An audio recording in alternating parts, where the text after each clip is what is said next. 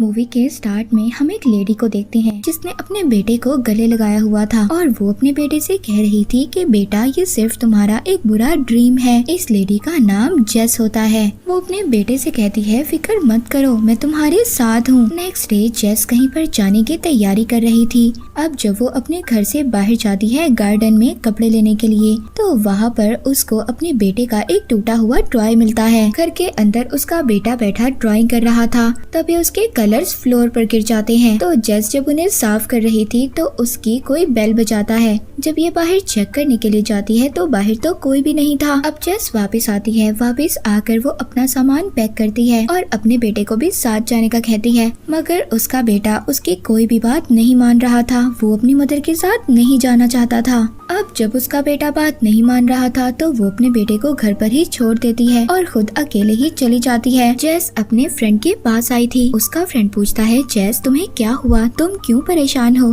तो वो कहती है मैं परेशान नहीं हूँ, सिर्फ थोड़ी सी थकावट है और कुछ भी नहीं। उसका फ्रेंड वहाँ पर उसको अपने और दोस्तों से मिलवाता है। अब इन्होंने वेकेशंस मनाने के लिए जिस बोट पर जाना था उस बोट का नाम ट्रायंगल था और इस बोट में जेस के साथ साथ और भी बहुत सारे फ्रेंड्स थे। जेस बोट में जाते हुए सो जाती है। वहाँ पर उसको एक ड्रीम आता है कि वो एक बीच पर है, पर तभी वो डर कर जाग जाती है। तभी उसकी फ्रेंड उसके पास आती है। वो पूछती है जेस क्या हुआ? वो कहती है शायद मैंने कोई बुरा ड्रीम देखा और कुछ भी नहीं। दूसरी तरफ हम जेस के फ्रेंड ग्रेग को देखते हैं। उसके पास उसका फ्रेंड आता है। वो कहता है जेस तो अपने साथ अपने बेटे को लाने वाली थी ना, तो वो इस वेकेशंस में अपने बेटे को क्यों नहीं लाई? इस बात पर ग्रेग कहता है कि उसने मुझे कहा कि उसका बेटा स्कूल गया हुआ था। आज तो संडे था तो वो स्कूल कैसे जाता? ग्रेग अपने फ्रेंड से कहता है कि तुम्हें क्या लेना देना, तुम अपने काम से काम रखो। थोड़ी ही देर बाद उनकी शिप की तरफ बहुत बड़ा तूफान आने वाला था। ग्रेग वहाँ पर दूसरी शिप से कांटेक्ट कर रहा था ताकि कोई मदद मिल सके। तभी उसको उस रेडियो पर किसी लड़की की आवाज आती है जो ये कह रही थी कि वो हमें मार देगा, हमें बचा लो।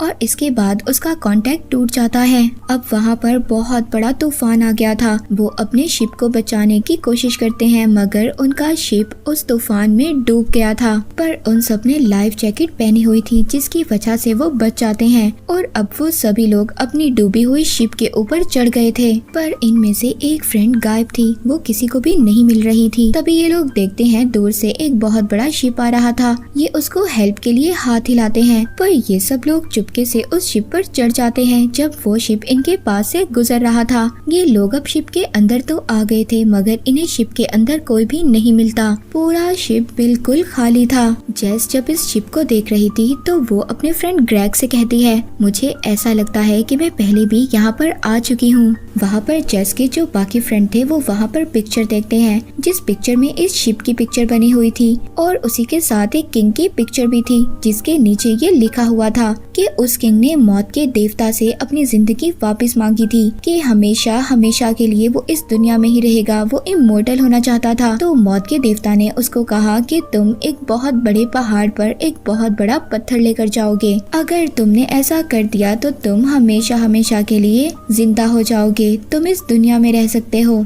अब जब वो किंग वो पत्थर उस माउंटेन के ऊपर ले गया था, बार बार वो पत्थर नीचे गिर जाता है और ये तब तक होता रहेगा जब तक उस किंग को अपनी गलती का एहसास ना हो जाए। अब जब ये सब मिलकर हिस्ट्री पढ़ ही रहे थे तो तभी यहाँ पर इनको कुछ गिरने की आवाज आती है और जब जेस का फ्रेंड वहाँ जाकर चेक करता है तो उसको जेस की कुछ कीज मिलती हैं। अब जेस तो इनके साथ थी, तो ऐसा कैसे हो सकता है कि जेस की कीज वहाँ पर हो? ये सब लोग हैरान थे। तो तभी यहाँ पर एक फ्रेंड कहती है शायद वो हैदर हो। ये उस लड़की के बारे में बात कर रही थी जो शिप के डूबने से गायब हो गई थी और अभी ने ऐसा लग रहा था शायद वो ही लड़की हो। तो अब ये सब लोग उसको चेक करने के लिए एक रूम में जाते हैं।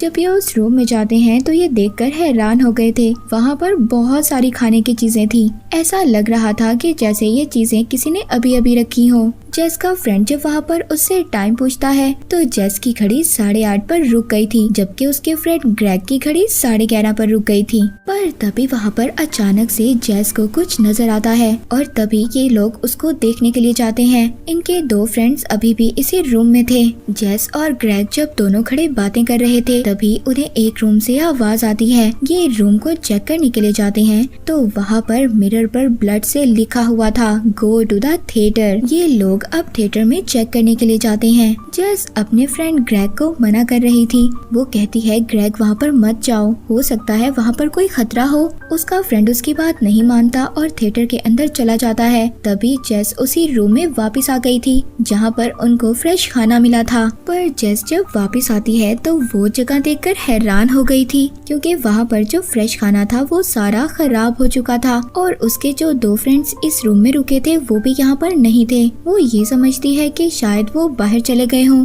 पर तभी वहाँ पर जेस का एक फ्रेंड आता है। उसकी पूरी बॉडी पर ब्लड लगा हुआ था। वो आते ही सार जेस पर अटैक कर देता है। जेस भी अपने आप को बचाने के लिए उस पर जब अटैक करती है तो उसका फ्रेंड मर चुका था। अब जेस को एक बुलेट चलने की आवाज आई थी। ये फौरन से भागकर थिएटर की तरफ जाती है। जब ये जाकर देखती है तो इसके फ्रेंड ग्रेग को भी किसी ने शूट कर दिया था। उसकी एक फ्रेंड बहुत ज्यादा रो रही थी और वो कहती है जेस तुम जानती हो ग्रेग ने मरने से पहले क्या कहा था? उसने हमें बताया कि जेस ने मुझे शूट किया है। जेस कहती है कि मैंने ऐसा बिल्कुल भी नहीं किया, मैं क्यों ग्रेग को मारूंगी? तभी उसका दूसरा फ्रेंड कहता है तुम ही तो हमारे पास उस रूम में आई थी ना, तुम्ही ने कहा था ना कि ग्रेग हमें बुला रहा है और इसीलिए हम तुम्हारे कहने पर यहाँ पर आए थे। पर जेस को कुछ भी समझ नहीं आ रहा था कि उसके साथ आखिर हो क्या रहा है। तभी वहाँ पर एक अनजान आदमी उसके बाकी 2 फ्रेंड्स को भी शूट कर मार देता है। जेस वहाँ से भागती है। किलर भी जेस का पीछा कर रहा था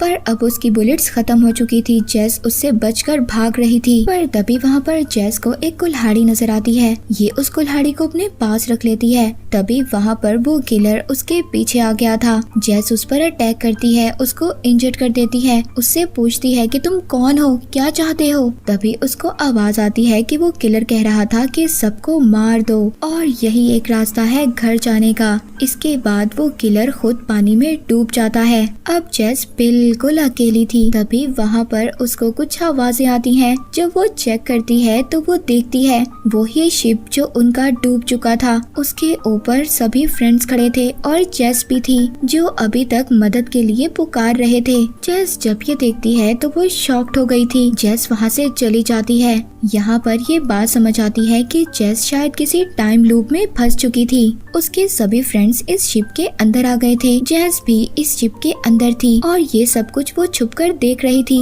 अब बिल्कुल वैसा होता है जैसा हमने थोड़ी देर पहले देखा इसके फ्रेंड्स के साथ क्या हुआ। और जो रियल जेस थी वो यही थी जो छुपकर देख रही थी।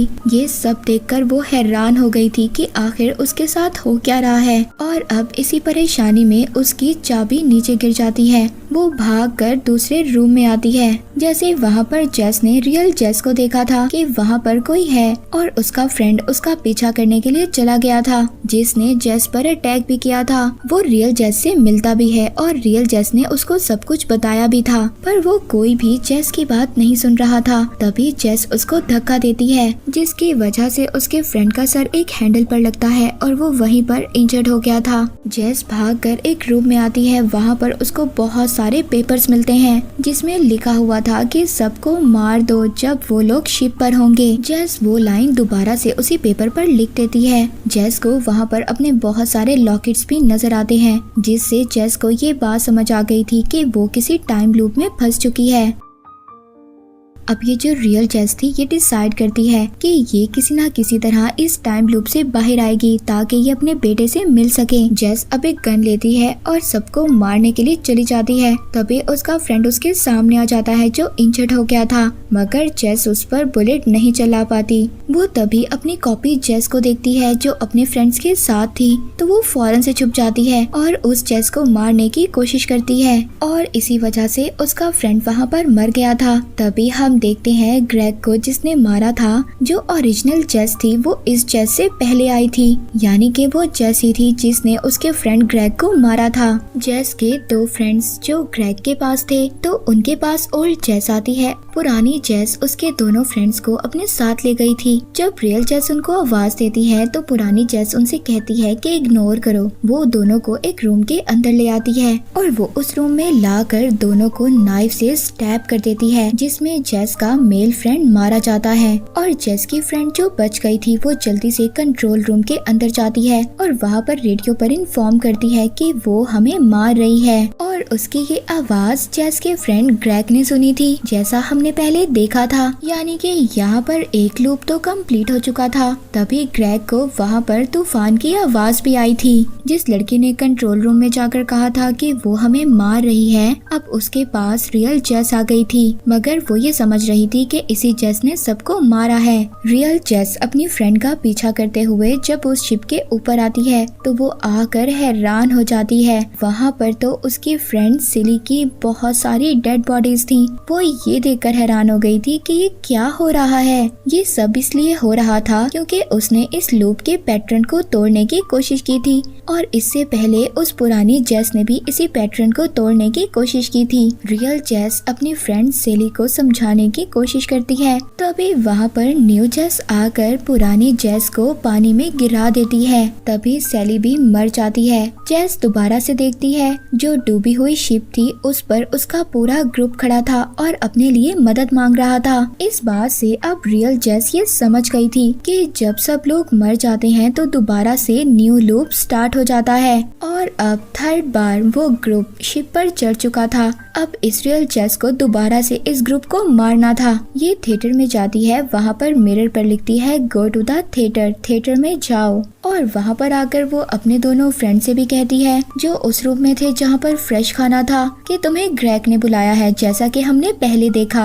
अब जेस जल्दी से जाकर थिएटर में सबसे पहले अपने फ्रेंड ग्रेग को शूट करती है और अब यहाँ पर उनके ग्रुप की न्यू जेस भी थी। तभी ये वहाँ पर अपने दोनों फ्रेंड्स को भी शूट कर देती है। जैसा कि हमने पहले देखा था कि जेस एक अनजान किलर से बचकर भाग रही थी और अब भी ऐसा ही होता है। न्यू जेस रियल जेस से डरकर भाग रही थी। रियल जेस भी न्यू जेस के पीछे जाती है। रियल जेस को ये लग रहा था कि ये अपने सारे ग्रुप को मारकर और जेस को भी मारकर इस लूप को तोड़ देगी, मगर ऐसा नहीं होता। जो न्यू जेस थी उसने रियल जेस को पानी में गिरा दिया था और मरने से पहले जो रियल जेस थी वो न्यू जेस के सामने वही लाइन कहती है जो पुरानी जेस ने इस जेस के सामने कहा था कि सबको मार दो और फिर यहीं से ये लूप स्टार्ट हो जाएगा। कुछ टाइम के बाद अब हम रियल जेस को देखते हैं जो एक बीच पर थी और ये बीच बिल्कुल सेम वैसा ही बीच था जो हमने मूवी के स्टार्ट में देखा जब जेस को ड्रीम आया था, उसी ट्रायंगल शिप में जब जेस सो रही थी।